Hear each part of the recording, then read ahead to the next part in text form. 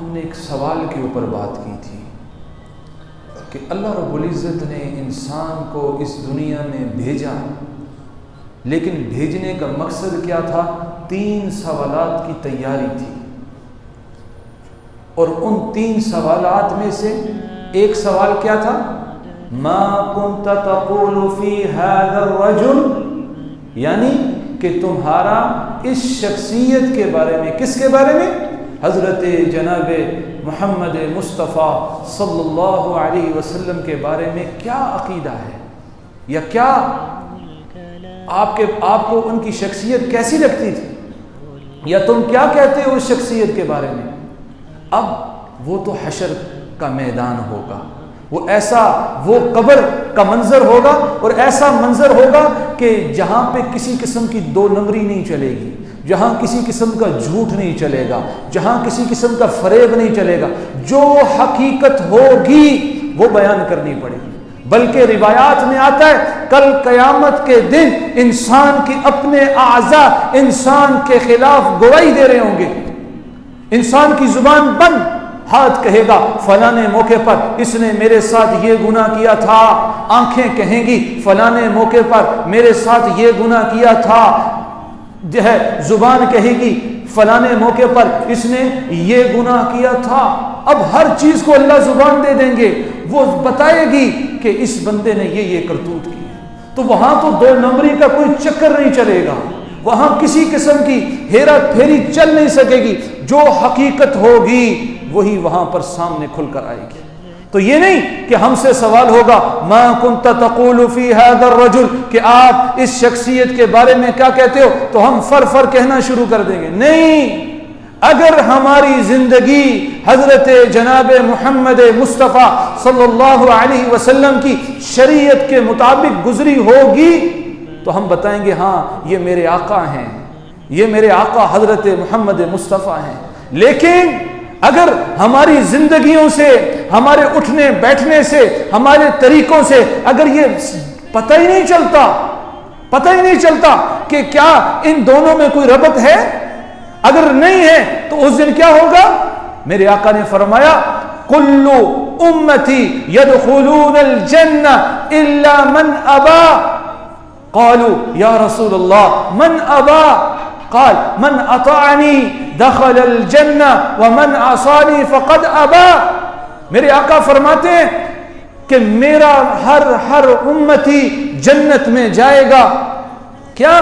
میرا ہر امتی جنت میں جائے گا الا من ابا، مگر وہ جو انکاری ہوگا۔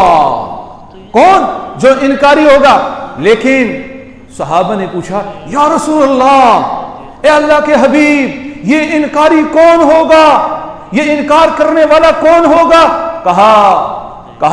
کہا من اطاعنی دخل الجنہ ومن عصانی فقد ابا، کہ جس نے میری اطاعت کی، جس نے میری سنتوں کو پورا کیا، وہ کون ہوگا؟ وہ اطاعت کرنے والا ہوگا، وہ جنت میں جائے گا، اور جو میری سنتوں سے اعراض کرنے والا ہوگا وہی آبا انکاریوں میں سے ہوگا۔ تو پتہ چلا کہ بغیر سنت کے گزارا نہیں، سنت کو ہمیں سیکھنا پڑے گا۔ اب سنت سیکھنے کے لیے ہمیں پتہ بھی ہو نا کہ رسول اللہ کی سیرت کیا ہے۔ ہمارا تو بڑا مسئلہ یہ ہے کہ داڑیاں سفید ہو گئی، عمر 50 60 70 سال کراس کر گئی، لیکن ہمیں پتہ ہی نہیں میرے آقا کا اٹھنا بیٹھنا سونا جاگنا تجارت معاشرت یہ کیسی تھی، ہمیں خبر ہی کوئی نہیں۔ تو میرے پیاروں، آج سے ہم نے کوشش کرنی ہے وہ جو قبر کا سوال ہوگا ما كنت تقول في هذا الرجل، ہم نے اس سوال کو حل کرنا ہے۔ دنیا میں پورا سال محنت کرتے ہیں، پورا سال محنت، 3 آپشن ہوتے ہیں، یا تو ری چیکنگ کی درخواست دی جاتی ہے، یا سپلی دی جاتی ہے، یا دوبارہ سے مکمل امتحان دیا جاتا ہے۔ لیکن آخرت کی تیاری بڑی لمبی ہے، 1 سال کی نہیں، کئی سال اللہ دیتے ہیں تیاری کے لیے، اور پھر ایک پیپر ہوتا ہے، 3 لازمی سوالات ہوتے ہیں، اگر ایک سوال بھی فیل کر دیا تو جہنم میں جانے کے مستحق بن جائیں، جہنم میں چلے جائیں۔ تو آج ہم نے ایک سوال کی تیاری کرنی ہے، کیا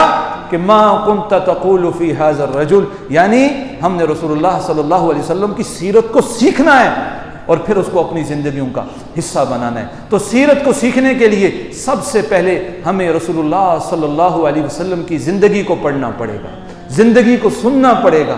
اب زندگی شروع کہاں سے ہوتی ہے؟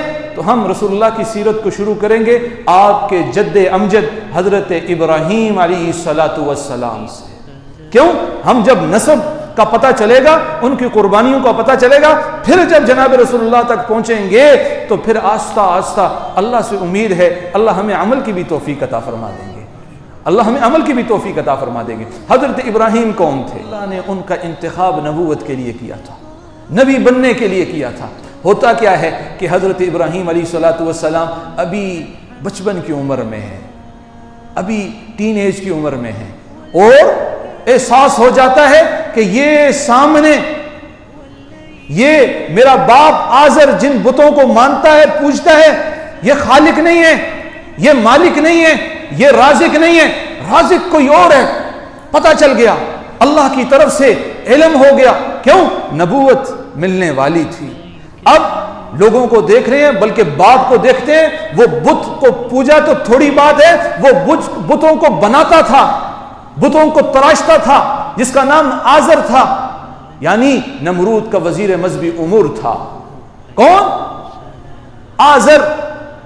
اب جنگ بڑی خطرناک تھی کہ اگر وہ والد کے مخالف ہوتا ہے تو مسئلہ کیا ہے؟ اپنے کاروبار کے مخالف ہو گئے۔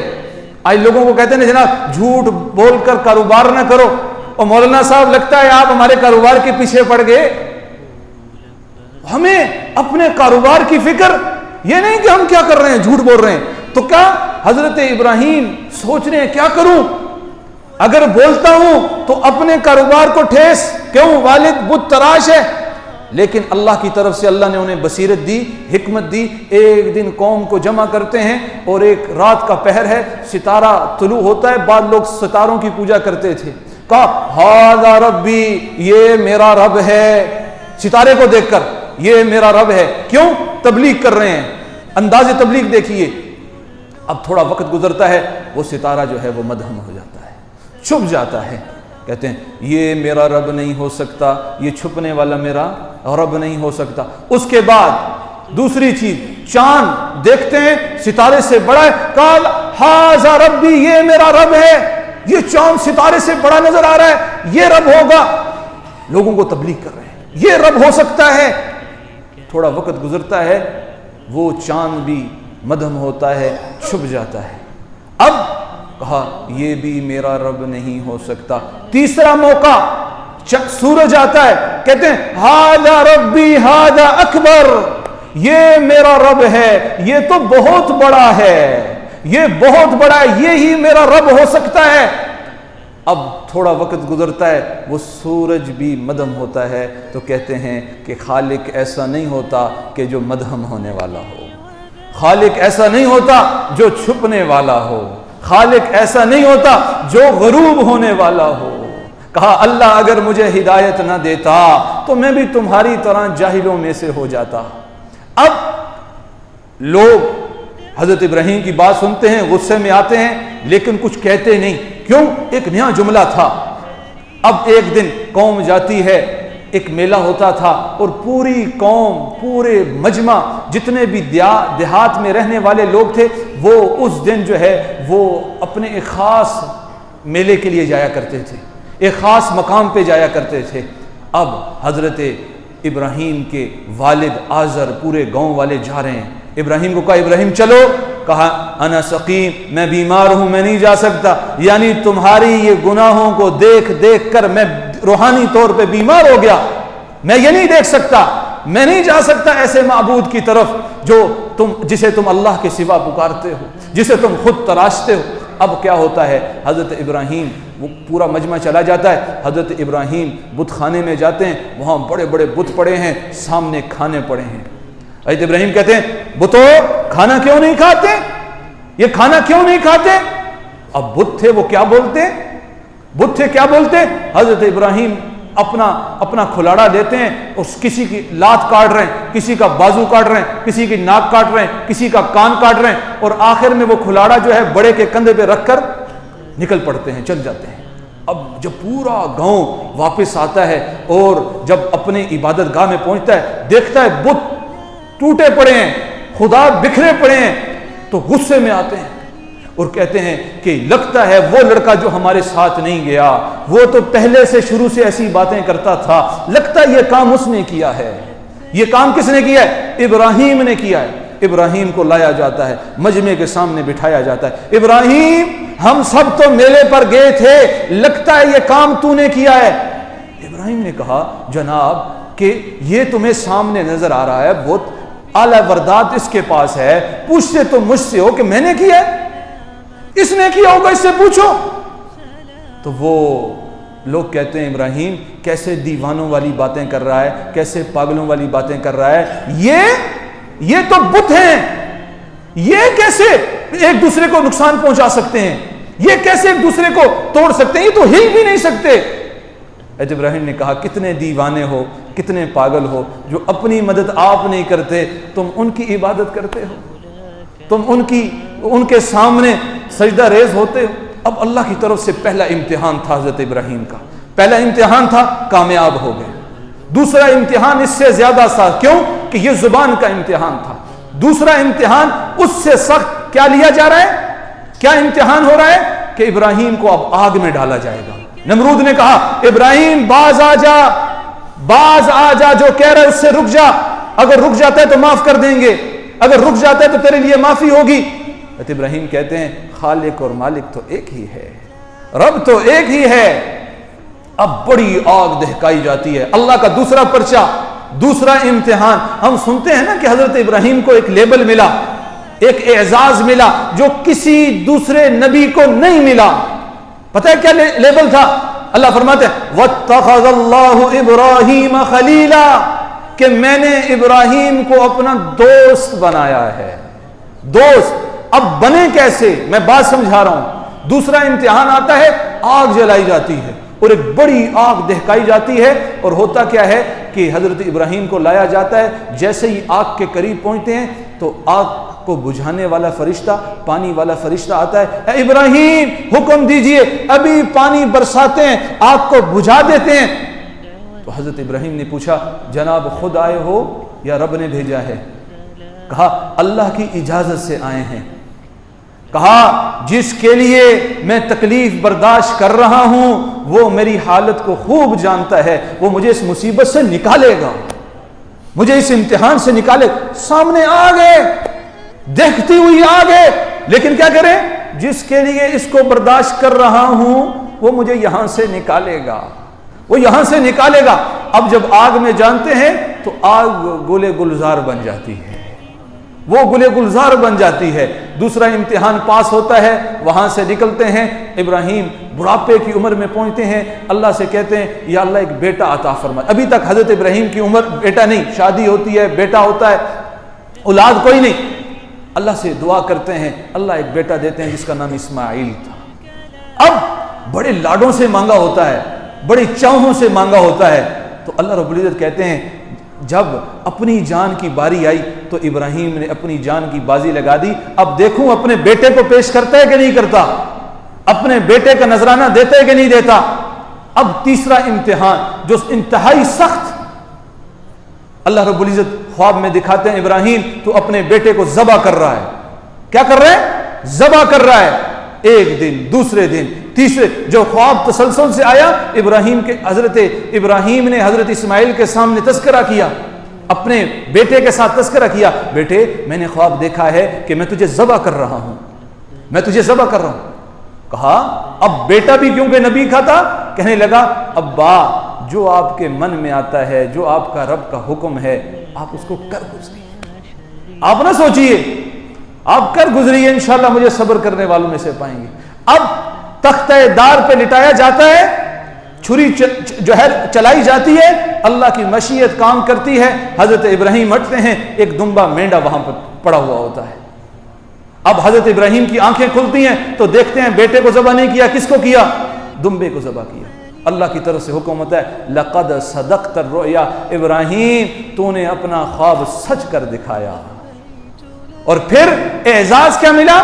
اللہ نے فرمایا واتخذ اللہ ابراہیم خلیلا، ابراہیم تیرے اوپر بڑے امتحان آئے، بڑی آزمائشیں آئی، بڑی تکالیف آئی، اپنی جان کی بھی آئی، بچوں کی بھی آئی، لیکن تو نے ہر آزمائش کو پورا کیا، ہر امتحان کو پاس کیا۔ اب میں تجھے ایک خاص شان دیتا ہوں، اور وہ شان کیا ہے؟ اللہ نے کہا واتخذ اللہ ابراہیم خلیلا، ابراہیم میں نے تجھے اپنا دوست بنا دیا، میں نے ابراہیم تجھے اپنا دوست بنا دیا۔ تو امتحانات کے لیے یہ دنیا بنائی گئی ہے، تو جد امجد سے امتحان لیا گیا۔ اب ہم میں سے بڑے لوگ، اکثر لوگ، اللہ سب کو لے کے جائے، عمرے پر حج پہ گئے ہوں گے، اللہ جو نہیں گئے اللہ ان سب کو لے کر چلا جائے۔ ہم وہاں پر جب طواف کر رہے ہوتے ہیں نا، ایک جملہ پڑھتے ہیں، کیا؟ لبیک لبیک۔ پتہ ہے کیوں پڑھتے ہیں؟ کہ جس وقت حضرت ابراہیم علیہ السلام کو کہا گیا کہ ابراہیم اپنے بچے کو ذبح کرو، تو ابراہیم نے کہا لبیک، اے اللہ میں حاضر ہوں، اے اللہ میں حاضر ہوں۔ تو آج پتہ چلا کہ یہ جو صرف زبان کی تسبیح ہے، حقیقی معنوں میں کیا مطلب ہے اس کا؟ طواف کر رہے ہیں، اللہ اگر مجھے اس دین کے لیے اپنے بیٹے کی قربانی بھی دینی پڑ گئی، آخری چیز، بیٹے، مال تو دوسری چیز، جان تو دوسری چیز، کہا اگر بیٹے کی بھی قربانی دینی پڑ گئی تو ہم میں سے ہر ایک آدمی وہاں کیا کہتا ہے؟ لبیک اللہ، ہم تیرے اس حکم کو پورا کرنے کے لیے تیار ہیں، پورا کرنے کے لیے تیار ہیں۔ اب اللہ کی شان، ایک امتحان اور اضافی ہوتا ہے۔ کیا امتحان؟ کہ حضرت ابراہیم علیہ السلام کو کہا جاتا ہے کہ آپ اپنے بچے کو ایک وادی غیر ذی زرع میں چھوڑ کے آ جائیں۔ کیسی وادی؟ جہاں گھاس کوئی نہیں، جہاں کھانا کوئی نہیں، جہاں پینا کوئی نہیں، کچھ نہیں ہے۔ حضرت ابراہیم کو کہا جا رہا ہے کہ جا کے مکے میں چھوڑ کے آ جا۔ کس کو؟ اسماعیل کو۔ اب وہ ان کی ماں ہاجرہ کو لیتے ہیں، بیٹے اسماعیل کو لیتے ہیں، کہاں پہنچتے ہیں؟ جہاں پہ آج کنواں ہے زمزم کا، وہاں پہنچتے ہیں، بیٹے کو چھوڑتے ہیں، وادی غیر ذی زرع۔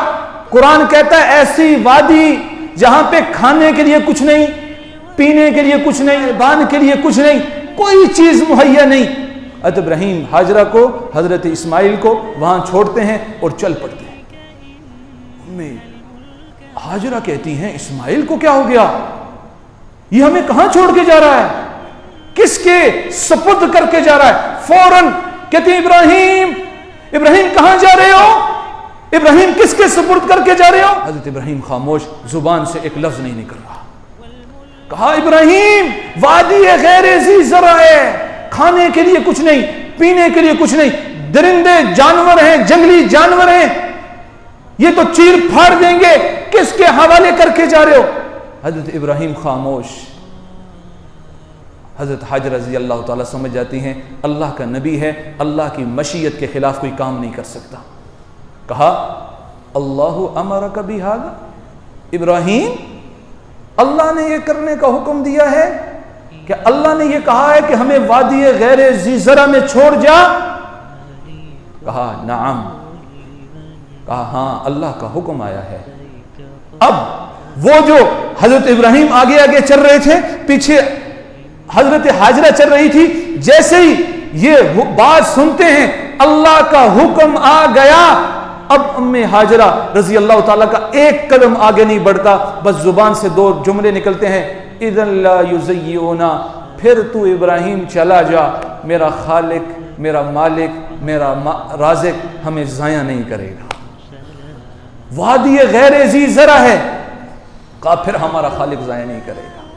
بلکہ روایات میں ایک اور جملہ آتا ہے کہ حضرت حاجرہ نے کہا حسبنا اللہ و نعم الوکیل، کہ اب ہمارے لیے اللہ ہی کافی ہے، اب ہمارے لیے اللہ ہی کافی ہے۔ حضرت ابراہیم کو جب آگ میں ڈالا گیا، اس وقت بھی حضرت ابراہیم نے جملہ کہا حسبنا اللہ و نعم الوکیل۔ یہ بڑا کمال کا جملہ ہے، یہ بڑی مصیبت ہے، قرض ہے، پریشانیاں ہیں، ٹینشنیں ہیں، مصائب ہیں، یہ جملہ بڑا کمال کا جملہ ہے کہ جس پریشانی میں یہ جملہ پڑھا جائے اللہ انسان کو اس پریشانی سے نکال دیتا ہے۔ حضرت ابراہیم کو آگ سے نکالا، حضرت حاجرہ کو اس پریشانی سے نکالا، اور پھر حضرت عائشہ صدیقہ رضی اللہ تعالیٰ پر جب تہمت لگی تو آپ نے وہ الفاظ سننے کے بعد پہلا جملہ کہا حسبنا اللہ و نعم الوکیل۔ تو یہ بڑا پائے کا جملہ ہے، بڑا کام کا جملہ ہے۔ کوئی پریشانی، کوئی مصیبت، کوئی ٹینشن ہو، اس جملے کا ورد کرنا چاہیے اور اس کو اپنی زبان کا، اپنے قول کا حصہ بنانا چاہیے۔ اب ہوتا یہ ہے صلی اللہ علیہ وسلم کی پیدائش کے سال کا واقعہ جسے عام الفیل کہا جاتا ہے۔ آپ صلی اللہ علیہ وسلم جو ہیں وہ دنیا میں ابھی آئے نہیں، اس سے پہلے ایک واقعہ رونما ہوتا ہے کہ ایک شخص تھا جس کا نام تھا ابرہہ۔ وہ یہ کرتا ہے کہ اس نے بیت اللہ کے مقابلے میں ایک گھر تعمیر کیا کہ لوگ جاتے ہیں بیت اللہ کی عبادت کرتے ہیں تو انہیں اس کی عبادت کرنی چاہیے۔ اب اس دیوانے کو کیا پتا تھا وہاں حضرت حاجرہ کی قربانیاں تھیں، حضرت اسماعیل کی قربانیاں تھیں، کہ آج تک پوری دنیا کے لوگ وہاں پر آتے ہیں، یورپ، امریکہ، انگلینڈ، کینیڈا یا جرمنی، فرانس، تو وہ لوگ جاتے ہیں نا جس کے پاس مال ہے، جس کے پاس پیسہ ہے۔ لیکن بیت اللہ میں ہر وہ شخص اگر غریب بھی ہے نا پوری زندگی پیسے اکٹھے کرتا ہے اور زندگی میں ایک تمنا ہوتی ہے کہ یا اللہ آخری تمنا یہ ہے مجھے اپنے گھر کا دیدار کروا دینا۔ تو یہ شان ملی کیسے؟ یہ قربانیاں تھی حضرت ابراہیم کی، یہ قربانیاں تھی حضرت اسماعیل کی، یہ قربانیاں تھی ام حاجرہ رضی اللہ تعالی عنہ کی۔ تو ہوتا کیا ہے کہ عام الفیل کا سال شروع ہوتا ہے اور اب وقت پورا ہے، انشاءاللہ یہاں سے بات اگلے ہفتے کو آگے چلائیں گے۔ اللہ سے دعا ہے جو کہا جو سنا اس پر عمل کرنے کی توفیق عطا فرمائے۔